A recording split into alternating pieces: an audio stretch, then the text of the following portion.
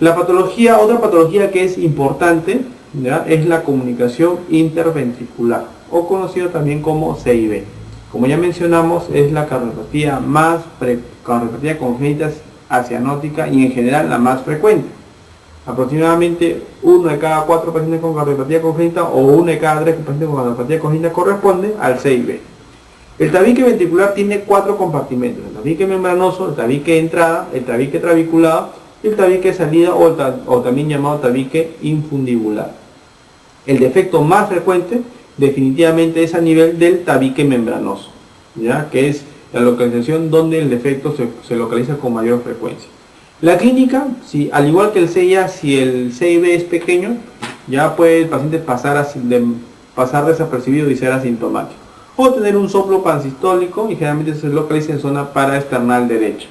Cuando el CIV es grande, ya vamos a ver signos de insuficiencia cardíaca derecha. ¿Por qué? Porque los flujos pulmonares, tanto el lado izquierdo como el derecho, van a ser muy superiores al 50%, y esto va a originar que el paciente tenga una sobrecarga de las zonas pulmonares. El pronóstico, ya más o menos el 30 al 50% de los pacientes, por suerte, cierran espontáneamente en el primer año de vida. También la presencia de este defecto de CIV conlleva un riesgo de endocarditis aproximadamente de un 2%. El tratamiento va a depender del grado del shunt izquierda-derecha y la circulación pulmonar.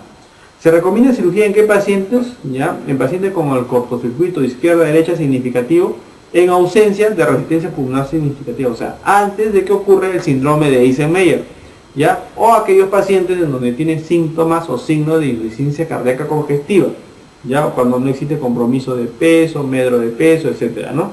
Estos pacientes se tiene que operar.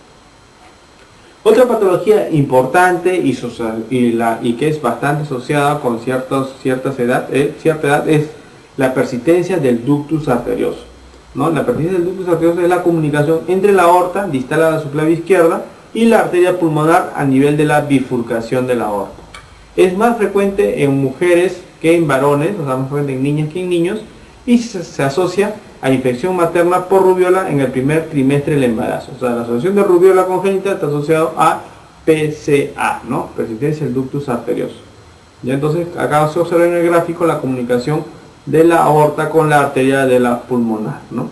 La fisiopatología va a originar ¿qué cosa? Igualito, un hiperflujo izquierda-derecha que va a originar una sobrecarga de la pulmonar, un hiperflujo pulmonar y sobrecarga de aurícula izquierda y ventrículo izquierdo. La clínica va a depender del tamaño del defecto de la comunicación del ductus arterioso. Vamos a encontrar clásicamente el pulso Zeller o pulso saltón, ¿ya?, y un soplo continuo o soplo en maquinaria, ya, a nivel del foco pulmonar. El pronóstico, si es pequeño, se puede esperar a que se observe durante la infancia, pero si no cierra y hay clínica de ICC o insuficiencia cardíaca congestiva, el paciente tiene que ser operado, ¿no? El riesgo de endarteritis infecciosa también es importante en estos pacientes, sobre todo si hacen fiebre persistente. El tratamiento, obviamente en prematuros asintomáticos, se observa, ya si hay signo ICC, el tratamiento puede ser la indometacina y vamos a observar un éxito de aproximadamente del 90%. Y si es a término y no hay ICC, cirugía a los 2 años aproximadamente, ¿no? ¿Ya? Y la cirugía puede ser, ¿no?, puede ser a través de cirugía invasiva, no cirugía abierta, colocando un stent, ya, que permite el cierre del PCA, o la cirugía convencional. Otra patología importante a destacar es la coartación de la aorta, ¿no? En la coartación de la aorta vamos a observar ¿qué cosa? Un estrechamiento de la luz aórtica, generalmente a nivel del callado de la aorta, ¿ya?, de la aorta obviamente descendente, por debajo del nacimiento de la arteria de la subclavia izquierda. A diferencia del PCA, los varones afectan 2 veces más frecuente que las mujeres. Y la asociación más frecuente de la coartación de la aorta viene a ser el síndrome de Turner, ¿ya? Y generalmente esta coartación de aorta se asocia a una válvula bicúspide. En la exploración o en el examen físico, ¿qué es lo que vamos a encontrar? Disminución y retraso del pulso femoral. O sea, vamos a encontrar que el paciente va a tener un pulso bueno o adecuado o Zeller a nivel de los miembros superiores, y vamos a encontrar un pulso débil, un pulso flácido, ¿no?, con poca intensidad a nivel de miembros inferiores. Vamos a encontrar también que la zona de miembros inferiores va a estar un poco más fría, un poco más hipotrófica, etc., ¿no?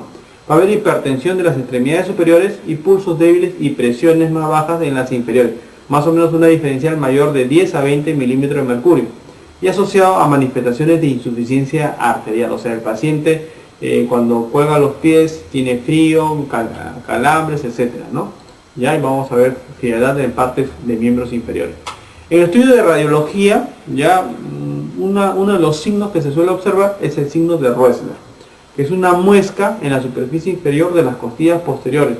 Vamos a observar también el signo del 3 de la aorta, ¿no? Que se observa como un 3 a nivel de la aorta, o el signo de la E en el esofograma varitado, que viene a ser casi el signo de la aorta, pero visto desde otra forma. Ya, obviamente el diagnóstico, no solamente para esta cardiopatía, sino para toda cardiopatía congénita, viene a ser la ecocardiografía, ¿ya? Que hace diagnóstico y también seguimiento. La aortografía se puede realizar, confirma el diagnóstico y valora también el estado de las arterias coronarias. El pronóstico, si no se operan estos pacientes, la supervivencia más o menos es de 40 a 50 años, ¿no? Entonces estos pacientes tienen muchas veces que ser operados. Complicaciones: aneurisma de la aorta, aneurisma del polígono de Willis, las endocarditis bacterianas o también la presencia de insuficiencia cardíaca congestiva. El tratamiento definitivamente es quirúrgico y la mortalidad quirúrgica en manos apropiadas aproximadamente es menos al 2%.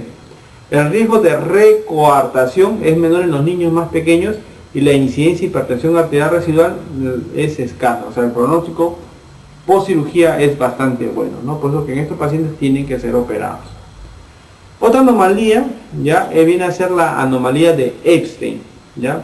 ¿Qué es la anomalía de Epstein? Es el desplazamiento hacia abajo de la válvula tricúpide en el ventrículo derecho. Dicho de otra forma, constituye una atrialización del ventrículo derecho, no tal como se observa en la figura. Ya vamos a ver que el ventrículo derecho va a estar atrializado, o sea, todo va a ser ocupado por la aurícula del mismo lado, o sea, aurícula del lado derecho. La asociación más frecuente en casi la mitad de los pacientes viene a ser un CIA sobreagregado, ¿no? Ya, y va a ocasionar obviamente en estos pacientes cianosis. La mayoría sobrevive ya hasta el tercer decenio de la vida. La clínica de estos pacientes con cardiopatía o con anomalía de Epstein viene a ser una cianosis progresiva, ¿ya? Y la asociación más frecuente son los trastornos del ritmo sobreagregado, y entre ellos tenemos el síndrome de Wolff-Parkinson-White. La cardiomegalia masiva vamos a encontrar a expensas de ¿qué cosa? Del aumento del tamaño de la aurícula derecha.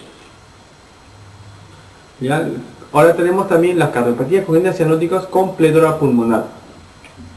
Entre ellos tenemos la transposición completa de grandes arterias, ¿no? O la transposición de grandes vasos.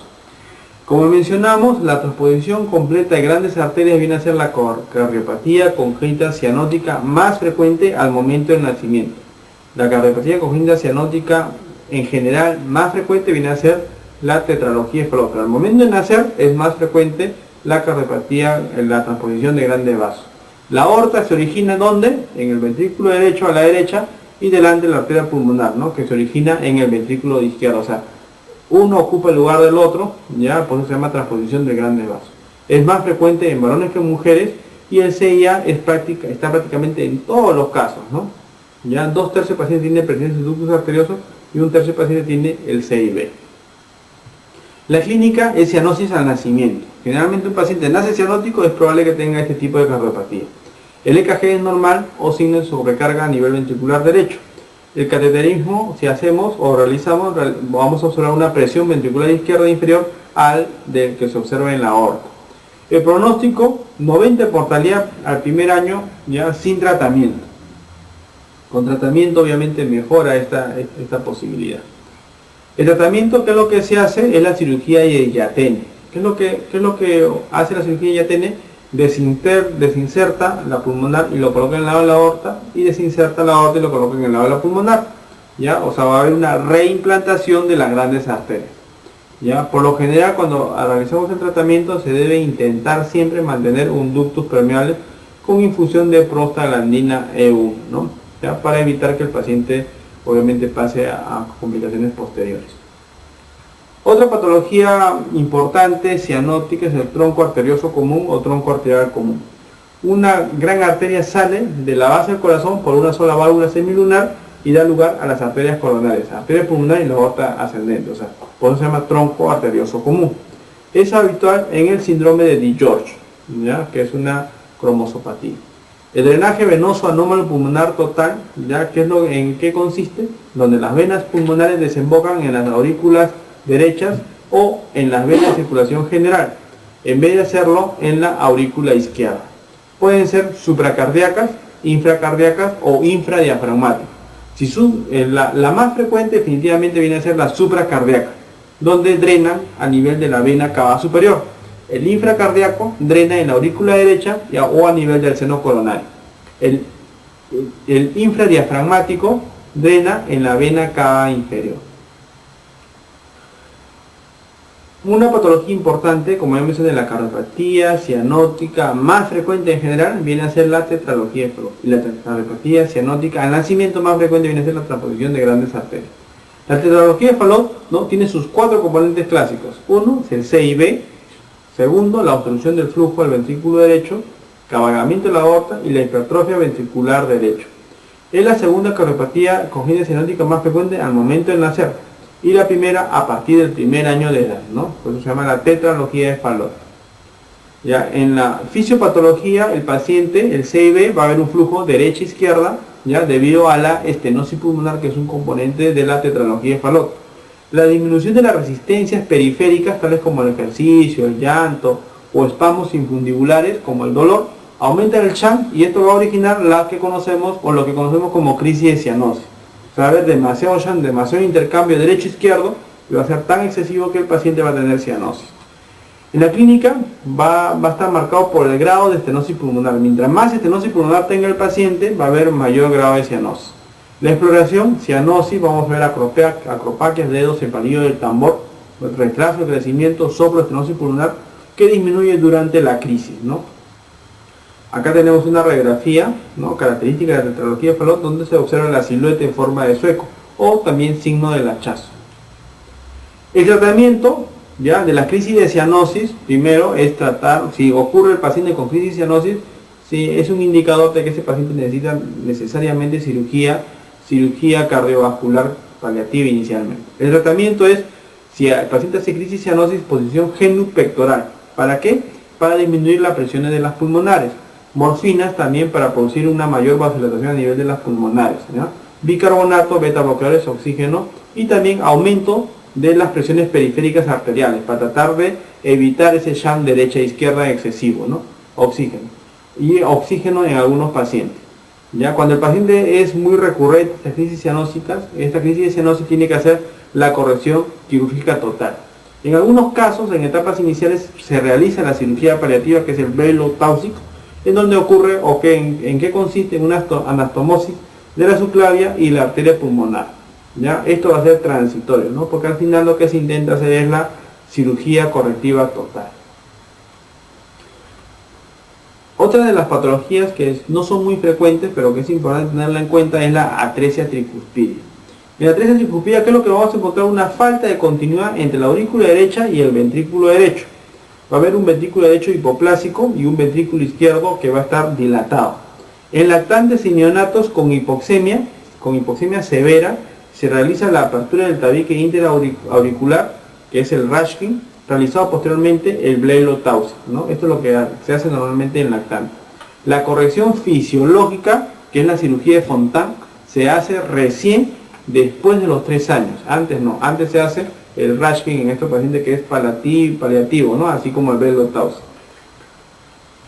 Ahora tenemos una atresia tricuspidia característico en estos pacientes, un corazón sano y un corazón con atresia tricuspidia.